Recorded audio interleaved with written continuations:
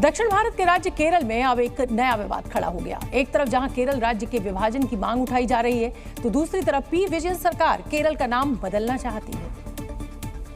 वहीं सियासी शोर शराबे के बीच SYS के नेता मुस्तफा मुंडुपरा ने केरल के 2 टुकड़े करने की वकालत की। मुस्तफा मुंडुपरा का कहना है कि केरल को 2 टुकड़ों में बांटकर मालाबार एक अलग राज्य बनाया जाए।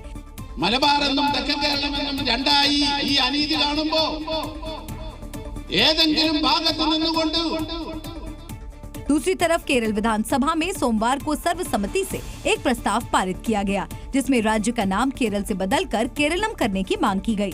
ये प्रस्ताव केंद्र सरकार को भी भेजा गया है।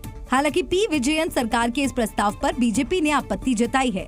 केरल बीजेपी ने एक पोस्ट करते हुए लिखा कि कई लोगों के पास अभी भी 1921 दिमाग है। अगर वो केरल को बांटने की साजिश करेंगे तो ये मत सोचना कि हम उनके लिए कालीन बिछा देंगे। मुख्यमंत्री पी विजयन के मुताबिक मलयालम भाषा में केरल को केरलम कहा जाता है।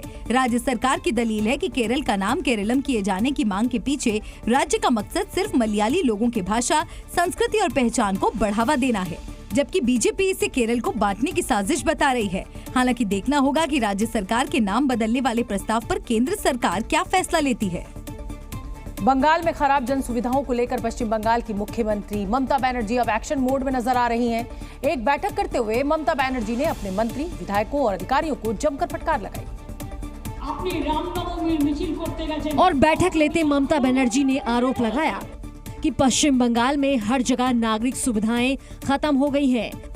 ममता बनर्जी ने कहा कि मुझे काम करने वाले अधिकारी चाहिए, जबरन वसूली करने वाले अधिकारी नहीं चाहिए। उन्होंने चेतावनी दी है कि अधिकारी 10 दिनों में अपना कामकाज सुधार लें, नहीं तो इस्तीफा दे दें। কেন ওয়াই আমি জানতে চাই কত টাকার বিনিময়ে কারা নিয়েছে টাকা, কেন সল্টলেক কর্পোরেশনের কাউন্সিলররা কাজ করে না? তারা তো ইলেক্টেড বডি, কেন কাজ করে না আমি জিজ্ঞেস করছি। রাস্তা ঝাড় দেয় না, এবার কি আমাকে রাস্তা ঝাড় দিতে বোঝাতে হবে? इसके अलावा ममता बनर्जी का गुस्सा अपने विधायकों और मंत्रियों पर भी फूटा। ममता बनर्जी ने चेतावनी दी है कि अगली बार केवल उन्हीं लोगों को टिकट देंगी जो जनता की सेवा करेंगे। ममता बनर्जी ने ये फटकार लोकसभा चुनाव के बाद लगाई है। चूंकि शहरी क्षेत्रों में टीएमसी का प्रदर्शन इस बार खराब रहा है, लिहाजा नगर निकायों में खराब प्रदर्शन से ममता बनर्जी बुरी तरह भड़क गई हैं। आम आदमी पार्टी को आज डबल झटका लगा। दिल्ली हाई कोर्ट ने दिल्ली के मुख्यमंत्री अरविंद केजरीवाल को जमानत देने से इनकार कर दिया। वहीं सुप्रीम कोर्ट में भी सत्येंद्र जैन की डिफॉल्ट बेल से संबंधित याचिका को टाल दिया गया। सबसे बड़ा झटका आम आदमी पार्टी को अरविंद केजरीवाल की जमानत न मिलने से लगा। जस्टिस सुधीर कुमार जैन की पीठ ने निचली अदालत के फैसले को बरकरार रखा है। अरविंद केजरीवाल की जमानत पर रोक लगाने वाली ईडी की याचिका को स्वीकार करते हुए जस्टिस सुधीर कुमार जैन की पीठ ने अरविंद केजरीवाल को जमानत देने से इनकार कर दिया।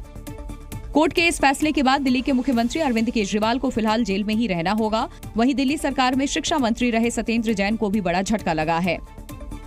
सत्येंद्र जैन की जमानत अर्जी पर सुनवाई करने से सुप्रीम कोर्ट ने इनकार कर दिया है।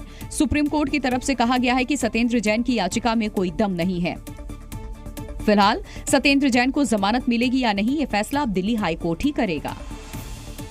राजधानी दिल्ली के मंगोलपुरी में आज अवैध अतिक्रमण के खिलाफ बुलडोजर की कार्रवाई हुई।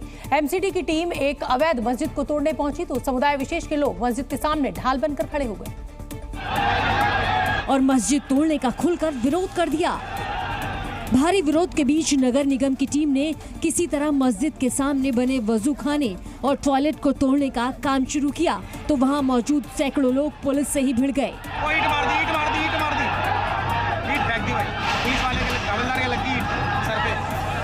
जिसके बाद पुलिस और पैरामिलिट्री फोर्स ने सख्ती दिखाई और ईंट मारने वाले शख्स को तुरंत हिरासत में ले लिया और उसे अपने साथ ले गई। ये था जिसने ईंट मारी। हालांकि भारी हंगामे की वजह से पूरी कार्रवाई नहीं हो सकी और एमसीडी की टीम को वापस लौटना पड़ा। लोगों का आरोप है कि मोहम्मदी मस्जिद अभी नहीं बनी बल्कि साल 1978 से ही वहां मौजूद है। स्थानीय लोगों का कहना है कि एमसीडी ने बिना कोई नोटिस दिए कार्रवाई की है।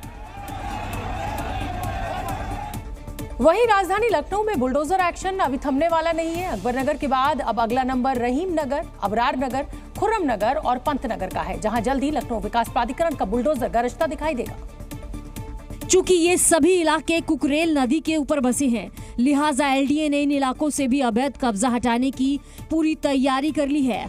खबर है कि सिंचाई विभाग कुकरेल नदी पर बने अवैध निर्माण को चिन्हित करके रिपोर्ट तैयार कर रहा है। अलग अलग विभागों से रिपोर्ट मांगी गई है। सभी रिपोर्ट मिलने के बाद लखनऊ विकास प्राधिकरण और लखनऊ नगर निगम एक साथ मिलकर ध्वस्तीकरण की कार्रवाई करेगा।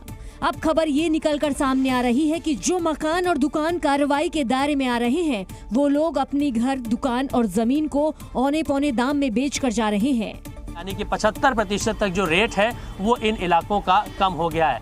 नदी की जमीन पर जिन जिन के आवास बने हुए हैं या फिर किसी की बिल्डिंग्स बनी हुई हैं, उसके ध्वस्तीकरण की कार्रवाई भी अब आगे करने की तैयारी की जा रही है। चूँकि लोगों को अच्छी तरह मालूम है कि वो प्रशासन की कार्रवाई से नहीं बच पाएंगे। बुलडोजर एक्शन दिल्ली, यूपी और मध्य प्रदेश में देखने को मिल रहा था, लेकिन अब पश्चिम बंगाल की मुख्यमंत्री ममता बनर्जी भी अवैध अतिक्रमण पर सख्त दिखाई दे रही हैं। ममता बनर्जी ने माना कि बाहर से लोग आए और उन्होंने सरकारी जमीनों पर कब्जा किया।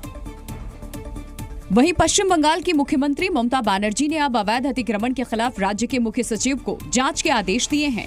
ममता बनर्जी ने कहा है कि अवैध अतिक्रमण सबसे बड़ी समस्या है। खाली जगह जहां लोग देखते हैं, बाहर से लोगों को बुलाकर कब्जा करवा देते हैं।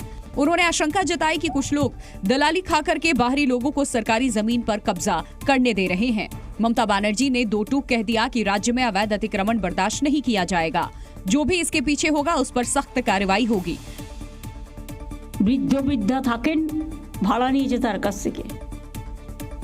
ভাড়া নেবার পর পারমিশন নেই, উইদাউট পারমিশনে 3 তলা 4 তলা 5 তলা তুলেই যাচ্ছে।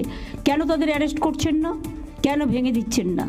वहीं ममता सरकार के इस आदेश के बाद अतिक्रमणकारियों में डर का माहौल है। जिन लोगों ने अवैध निर्माण कर रखा है उन्हें कार्रवाई का डर सता रहा है। हालांकि हावड़ा समेत बंगाल के तमाम शहरों में ये कार्रवाई कब तक शुरू होगी ये अभी तय नहीं है। योगी कैबिनेट की बैठक में एक बड़ा फैसला लिया गया। योगी सरकार ने उत्तर प्रदेश के 3 बड़े शहरों का सीमा विस्तार करने का फैसला किया है। और यूपी के ये 3 शहर वाराणसी, गोरखपुर और प्रयागराज हैं। सरकार ने इन तीनों शहरों के विस्तारीकरण के फैसले पर मुहर लगा दी है। सरकार के इस फैसले के बाद अब इन तीनों शहरों की सीमाएं बढ़ जाएंगी। वाराणसी, गोरखपुर और प्रयागराज विकास प्राधिकरण में कई गांव शामिल किए जाएंगे और इन तीनों शहरों के कई गांव अब जिलों से जुड़ जाएंगे, यानी कि वो गांव अब शहर में शामिल हो जाएंगे। दरअसल लखनऊ के लोक भवन में आयोजित हुई योगी कैबिनेट की बैठक में 44 प्रस्ताव रखे गए थे, जिसमें से 43 प्रस्ताव पास हो गए हैं। कैबिनेट बैठक में पर्यटन विभाग के 7 प्रस्ताव भी पास किए गए हैं। ट्राई की ओर से मोबाइल फोन इस्तेमाल करने वाले लोगों की सुरक्षा के मद्देनजर नियमों में बदलाव किया जाता रहा है। अब एक बार फिर सिम कार्ड से जुड़ा नियम बदलने वाला है। मोबाइल नंबर पोर्टेबिलिटी नियम में बदलाव करने का फैसला लिया गया है और ये बदलाव 1 जुलाई से किया जाएगा। पहले सिम कार्ड चोरी या डैमेज होने के बाद स्टोर से तुरंत सिम कार्ड मिल जाता था, लेकिन अब इसका लॉकिंग पीरियड बढ़ा दिया गया है। अब यूजर्स को 7 दिन तक इंतजार करना होगा। इसके बाद ही यूजर्स को नया सिम कार्ड मिलेगा। दरअसल धोखाधड़ी और सिम स्वैप फ्रॉड से बचने के लिए ट्राई की तरफ से इस नए नियम को लागू किया गया है। सिम स्वैपिंग का सीधा सा मतलब है कि एक ही नंबर को किसी दूसरे सिम कार्ड पर एक्टिवेट करवा लेना। कई मामलों में सामने आया था कि एक बार सिम कार्ड चोरी होने के मामले में किसी दूसरे सिम कार्ड पर नंबर एक्टिवेट करवा लिया गया और किसी अन्य घटना को अंजाम दे दिया गया। मध्य प्रदेश की राजधानी भोपाल में फर्जी पासपोर्ट बनवाने का मामला सामने आया है। यहां बांग्लादेश के रहने वाले एक युवक ने मस्जिद के पते पर फर्जी पासपोर्ट बनवाया, लेकिन अब युवक का कहीं अता पता नहीं है। और बांग्लादेशी युवक ने ये पासपोर्ट भोपाल के जहांगीराबाद की मस्जिद के पते पर बनवाया था। साल 2022 में ये फर्जीवाड़ा हुआ था, जो केंद्रीय गृह मंत्रालय की जांच में अब पकड़ा गया है।